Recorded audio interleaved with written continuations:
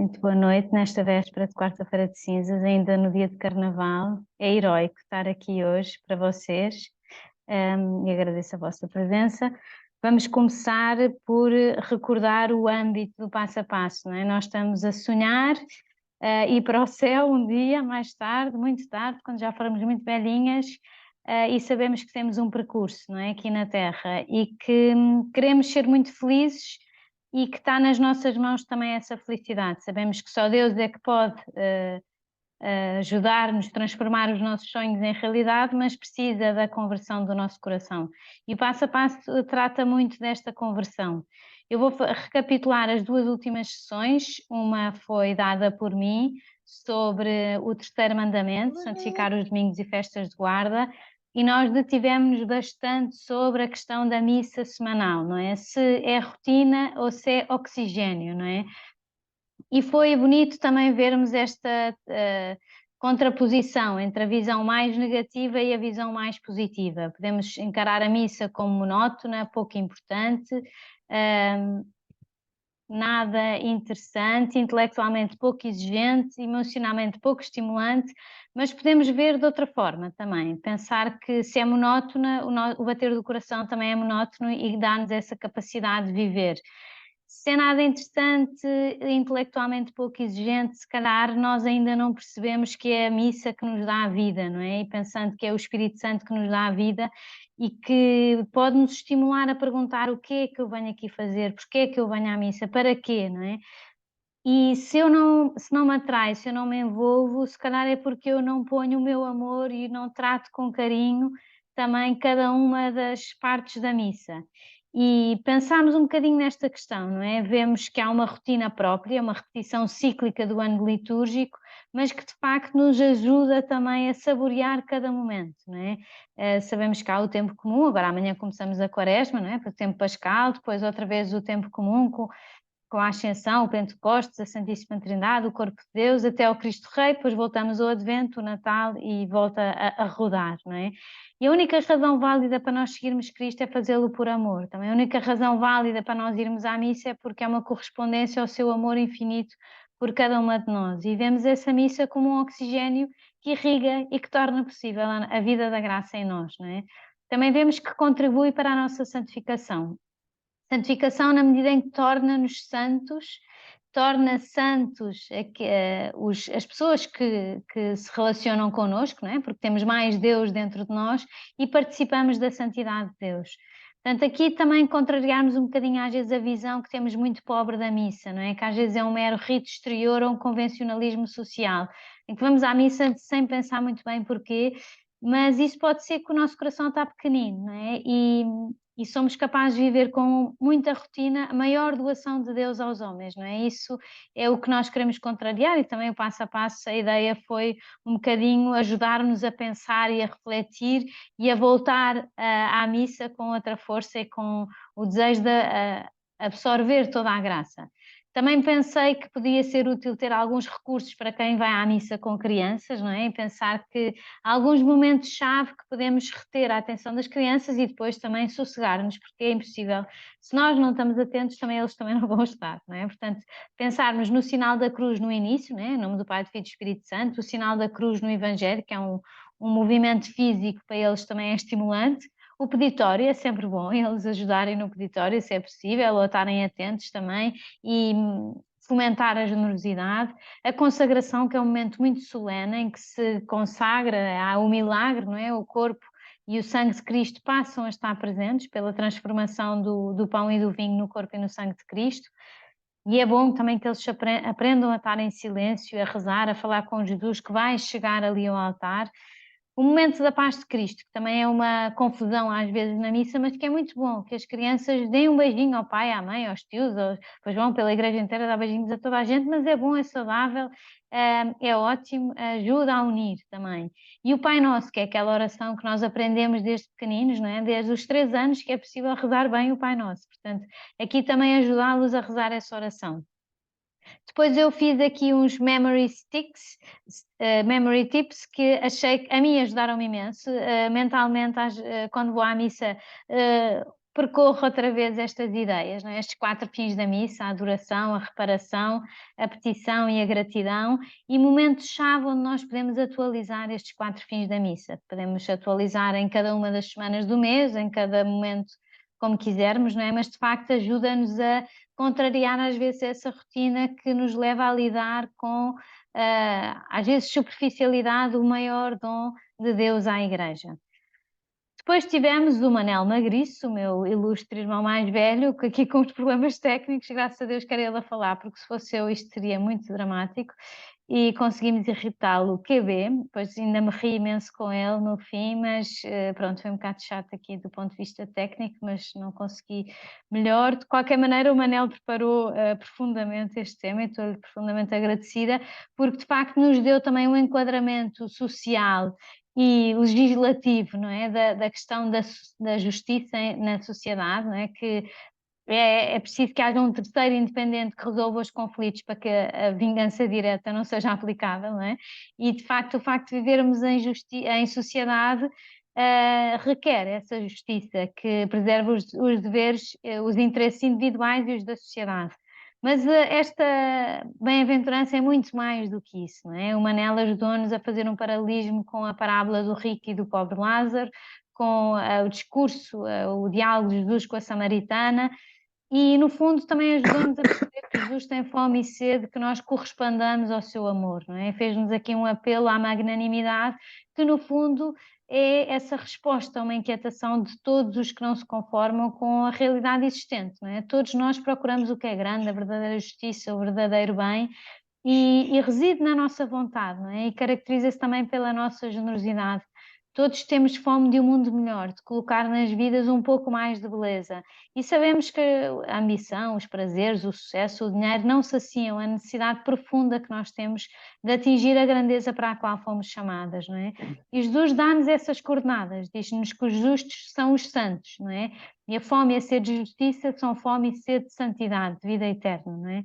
E esta vida eterna, esta santidade que nós vamos alimentando, e espero que o passo a passo também ajude a saciar um bocadinho esta fome, esta sede de justiça e de santidade, para que o Senhor nos conceda esta graça, não é? É precisamente esta sede de justiça, é precisamente o desejo de encontrar, de ver Deus e de fazer o bem às outras pessoas.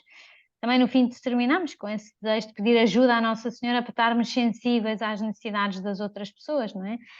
Ajudando-nos a desenvolver coisas eficazes. O Manel falou das obras de misericórdia espirituais e corporais que nos ajudam também a darmos de nós para em proveito das outras pessoas. Hoje temos o 4º mandamento: honrar pai e mãe e os legítimos superiores, não é? Noblesse oblige, que é uma expressão que nos ajuda a perceber que nós somos chamadas a uma nobreza, não é? Temos essa nobreza porque somos filhas do rei, do pai Deus, que é rei, nós somos princesas de Deus, e esta nobreza exige de nós um determinado comportamento, não é? E é esse comportamento, essa vida própria dos filhos de Deus que nós queremos aprender aqui. As que somos filhas e as que são mães, e também essa paternidade que se requer que se viva na sociedade, não é? O contributo que nós podemos dar para que haja bons pais, boas mães, e para que haja bons filhos dos seus pais e das suas mães e bons filhos de Deus. Portanto, a raiz está nessa nossa capacidade de sermos bons filhos de Deus. E eu aqui também arriscava, não sei se é um grande risco, acho que não, convidar-vos a conhecer a devoção da Igreja de preparar a festa de São José, o dia 19 de março, que ainda falta um bocadinho, com uma tradição que há na Igreja, que é dedicar os 7 domingos anteriores ao dia 19 de março para preparar esta festa, recordando as 7 dores e as 7 alegrias de São José. Eu pessoalmente vivo esta devoção e ajuda-me muito, não é? Porque São José tem uma personalidade riquíssima e ensina-nos muito. E o facto de nós dedicarmos estes 7 domingos a meditar as 7 dores e as 7 alegrias, que não são mais do que nós conhecemos, não é? A primeira dor é a ter que abandonar Maria, mas que está associada a uma grande alegria, que é a notícia da encarnação. A segunda é a beleza do cântico dos anjos, em contrapartida com a pobreza do presépio, não é? A terceira é o sangue que brotou da circuncisão de Jesus, na apresentação no templo, e o facto de ser um momento de atribuir o nome a Jesus. Depois temos a profecia de Simeão, não é? Que há esse contraponto, não é? Por um lado a paixão, por outro lado a ressurreição, esse anúncio de Simeão a Nossa Senhora, uma espada trespassará a tua alma. Depois a fuga do egípcio, mas por outro lado a companhia de Deus, não é? De facto estar em companhia, a proteger o próprio Deus também é uma grande alegria. Depois o temor de Arquelau e a vida em Nazaré, e por último a perda e o encontro de Jesus no templo. Não é? Uma grande alegria, foi o resultado também de uma grande tristeza de ter perdido Jesus. Isto ajuda-nos porque nos ajuda a perceber como São José enfrenta os problemas, as situações mais difíceis, com muita responsabilidade, com muita iniciativa e com um coração de pai, não é? Que eu convidava-vos a ler a Carta Apostólica do Papa, que foi escrita por ocasião dos 150 anos da declaração de São José como padroeiro universal da Igreja, não é? O Papa escreveu uma carta lindíssima, que se chama Com o Coração de Pai, em que o Papa começa por dizer que Jesus viu a ternura de Deus em São José, não é? E depois tem vários subcapítulos que fala de São José como pai no acolhimento, não é? Que de facto nos ensina a acolher, a assumir com responsabilidade, reconciliar-nos com a nossa história, não é? Tendo como exemplo São José, não é? Que realmente reconciliou-se com a sua história, tinha umas determinadas expectativas em relação à sua vida e Deus superou completamente as suas expectativas. Também pai com coragem criativa, não é? Às vezes parece que em certas situações, como em São José, Deus não nos ajuda, mas podemos ver de outra perspectiva, não é? Deus confia em nós para inventar, para criar outras coisas, projetar outras realidades e protegermos também a nossa fé, a nossa vida de felicidade, o caminho que Deus tem pensado para nós, que às vezes é de uma forma muito misteriosa que nos é confiado determinada missão, não é? E nós sentimos muito frágeis, mas ao mesmo tempo muito honradas. Depois o pai trabalhador, não é? O Jesus era conhecido como o filho do carpinteiro, portanto, São José era um carpinteiro conhecido, não é? Um bom trabalhador que nos ajuda também a encarar o trabalho com seriedade, não é? De alguma forma, o fruto do nosso trabalho é a parte da criação que nos é confiada. E o pai na sombra, não é? E aqui o Papa diz: não se nasce pai, torna-se pai, não é? E de facto, São José aprendeu a ser pai do menino Jesus, não é? E a assumir a responsabilidade pela vida de Jesus e como foi responsável nisso, não é? Desaparecendo também, dando o protagonismo todo a Jesus. Portanto, aqui acho que vale a pena de termos, não é? Na vida de São José, neste exemplo, e quem quiser também viver esta devoção, já passaram 3 domingos, mas ainda vão a tempo, e o dia 19 de março é domingo, mas a solenidade do ponto de vista da Igreja, litúrgico, é festejada no dia 20, portanto o dia 19 ainda é o 7º domingo desta devoção. Depois, queria-vos convidar a ver estas crianças, que são todos meus sobrinhos, portanto aqui os direitos de fotografar estão salvaguardados. E porquê? Porque eu fiz uma sondagem a estas crianças sobre o que é o quarto mandamento e fiquei super enternecida com as respostas que recebi. Porque a minha sobrinha Margarida, que é esta mexicana que está aqui, tem 9 anos e dizia: quarto mandamento da lei de Deus ou da Igreja? E eu pensei: uau, ela sabe que há mandamentos da Igreja e da lei de Deus, não é?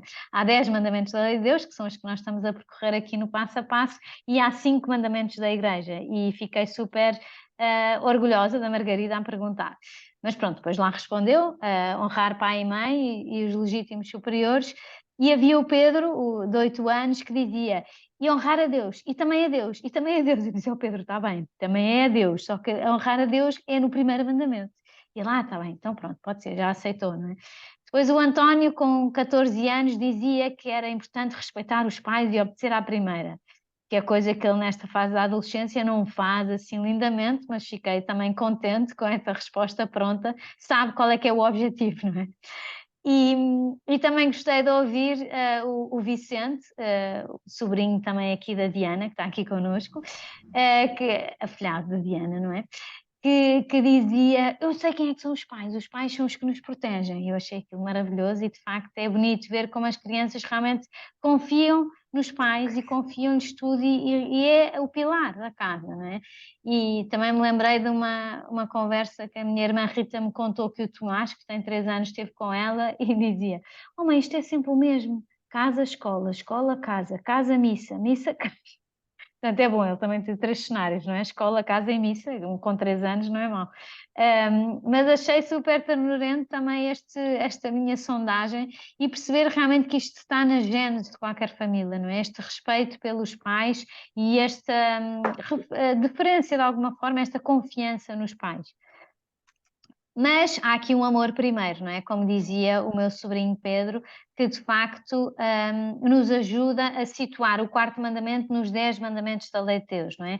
Temos os 3 primeiros mandamentos que se referem a Deus, não é? A adorar a Deus e amá-lo sobre todas as coisas, não invocar o santo nome de Deus em vão, santificar os domingos e festas de guarda, e depois temos os 7 restantes que têm como objeto o bem do próximo e o nosso próprio bem, que deve ser amado por amor a Deus, que é criador de todas as pessoas, também das pessoas que nos rodeiam, não é? E podemos ver aqui também uma aprendizagem, não é? Pormos Deus em primeiro lugar, pôr a amizade de Deus em primeiro lugar, e está na nossa gênese esta relação íntima com Deus.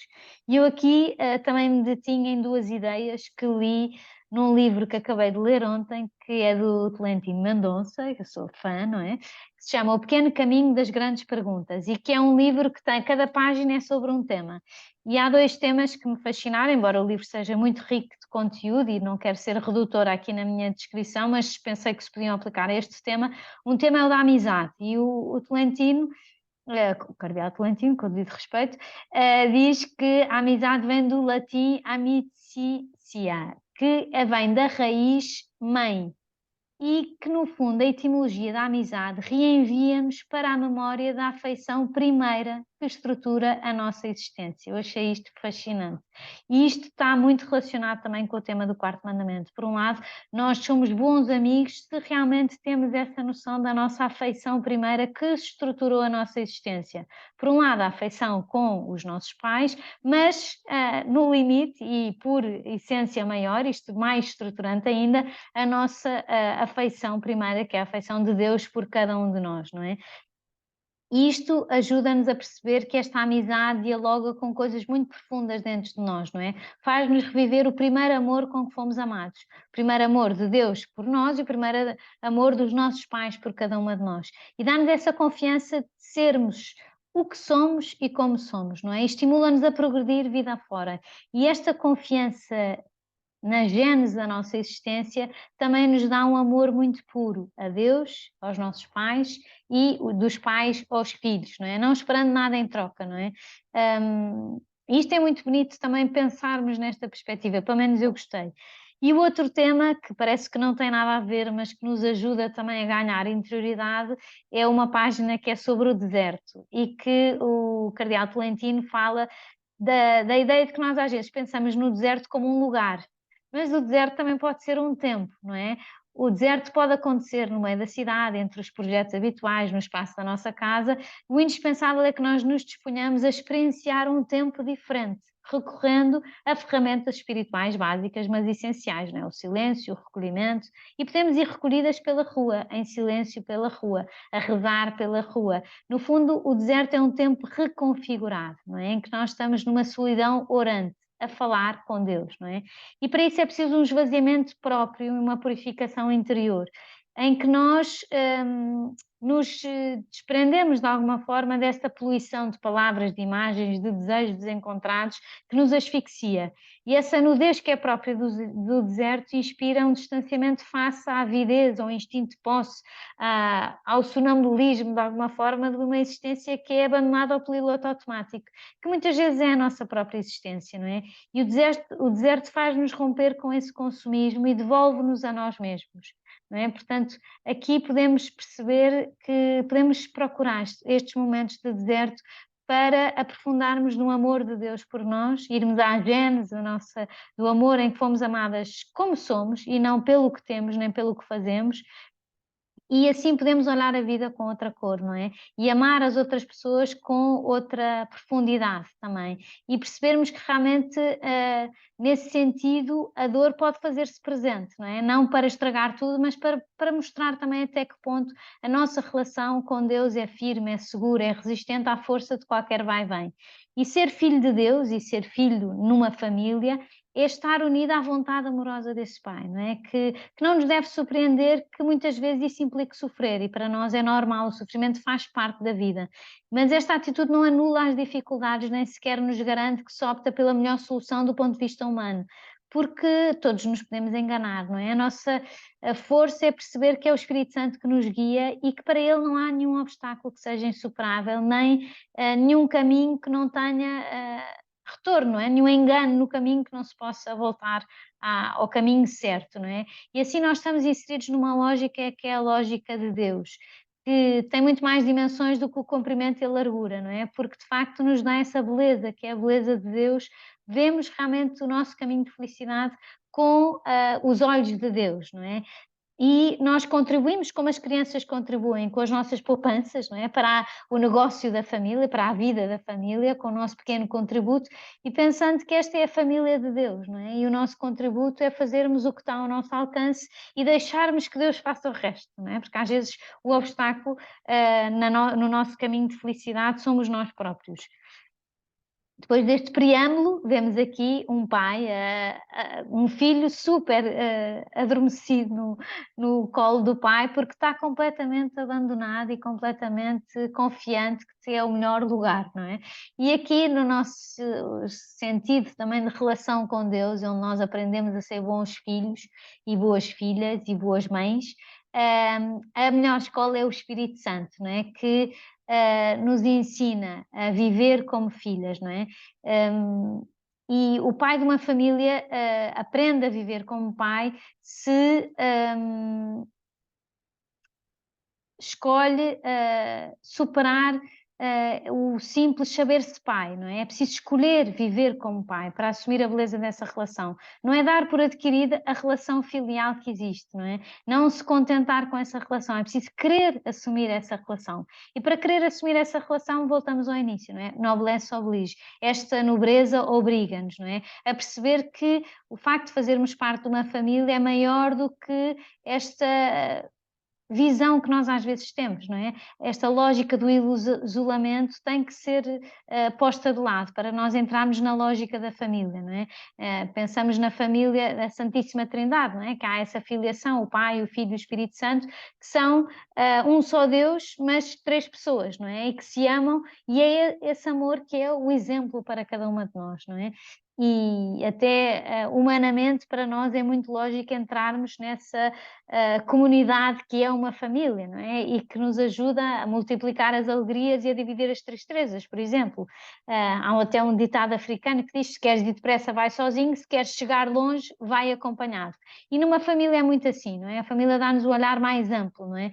Enriquecemos com muitas outras sensibilidades, com perspectivas, entusiasmamos quando temos alguma responsabilidade na família, sobretudo as crianças mais novas, não é? Porque se sentem valorizadas e com essa confiança de que podem percorrer esse caminho do amadurecimento, do crescimento, de todas as crianças querem fazer anos, querem ter mais anos para ter mais responsabilidade, para experimentar esse amadurecimento que é próprio do crescimento, não é? E que nos dá também muita alegria vermos que realmente vamos percorrendo este caminho e tornando cada vez mais fecunda a nossa existência. E eu agora, se calhar, convidava-vos a sair do Zoom para depois não sermos interrompidas assim a meio pelo próprio sistema. Vou parar de gravar